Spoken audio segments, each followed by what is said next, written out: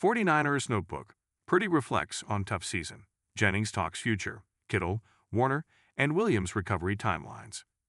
Monday marked the final opportunity for reporters to speak with San Francisco 49ers players at the team's facilities until the offseason program begins. The 49ers' injury-plagued 2025 season came to a disappointing end over the weekend with a playoff loss to division rival Seattle Seahawks.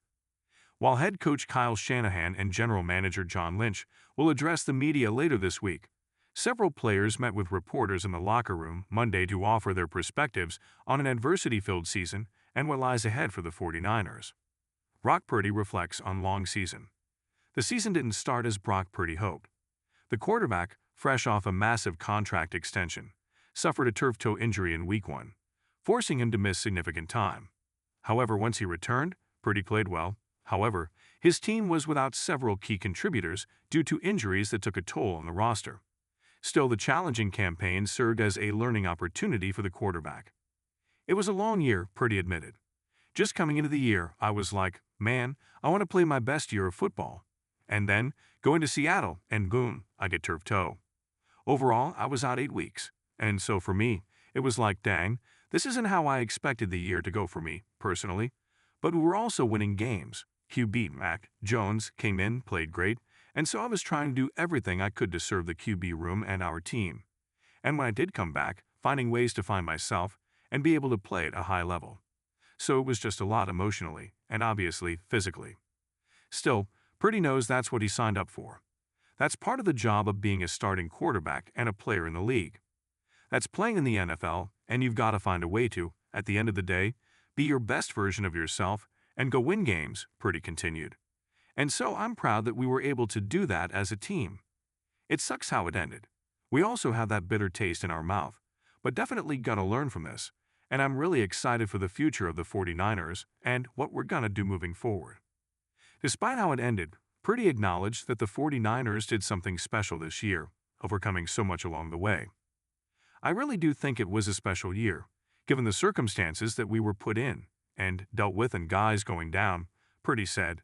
You see across the league that sometimes teams don't really have what it takes to have these kinds of circumstances, and then push forward and make it to the playoffs and have a chance to be the 1 seed at the end of the year.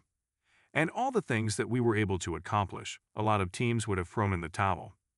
And so for us to be able to do what we did, and we had 13 wins this year and had a lot of guys, young guys, step up and come into a role and play at a high level.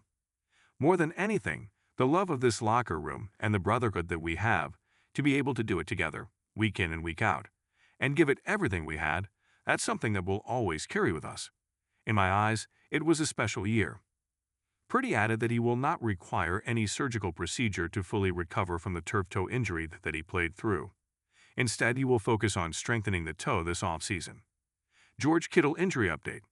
The San Francisco 49ers were without their all-pro tight end in the divisional round of the playoffs against the Seahawks after George Kittle suffered a torn Achilles in the wild-card round versus the Philadelphia Eagles. Upon arriving in the Lincoln Financial Field locker room following the injury, Kittle was quickly greeted by a familiar face. I made it to the training room, and obviously not in a great mood, Kittle said. They were taking off all my tape, doing the test, and the next person to say something to me was 49ers owner Jed York. He was the first person in the locker room besides the athletic trainers and our team doctor. He just felt really bad for me, said he was here for me, and asked me what I needed. And getting his support was absolutely fantastic. Just the fact that the team owner comes down to come give his condolences to you, and just like stays there for you, just really means what kind of place this is, and the people that are in this building. And it makes me really happy to be a Niner. Kittle added that his surgery went well. He suffered a high Achilles tear, which he described as the best-case scenario for that type of injury. I had a clean tear, Kittle said. They didn't have to drill into my heel. Where the repair was is where there's more blood flow, and so it takes some time off the recovery. So he's, the surgeon, very excited about everything, my recovery, when I'll be running, when I'll be able to play again. He's very excited about it.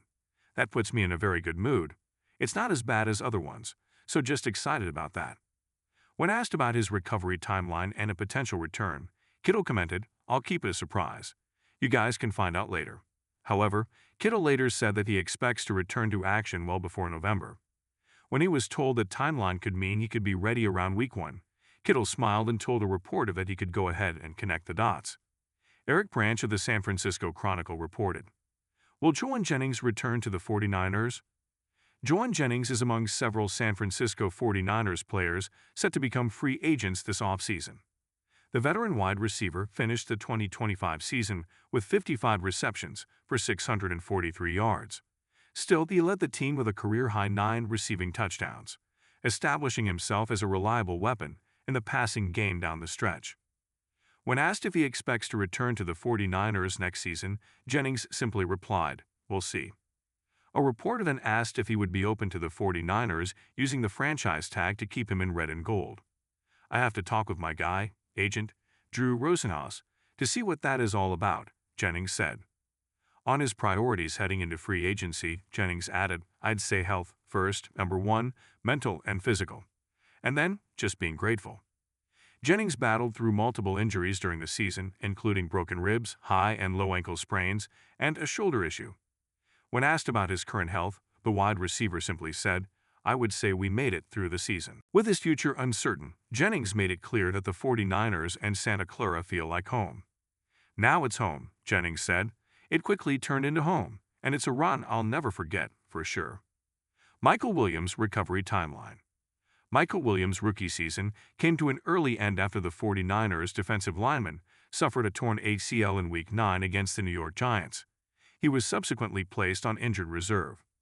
Before the injury, Williams appeared in 9 games and totaled 20 tackles, 4 for loss, 3 quarterback hits, 1 sack, and a fumble recovery during his first NFL season.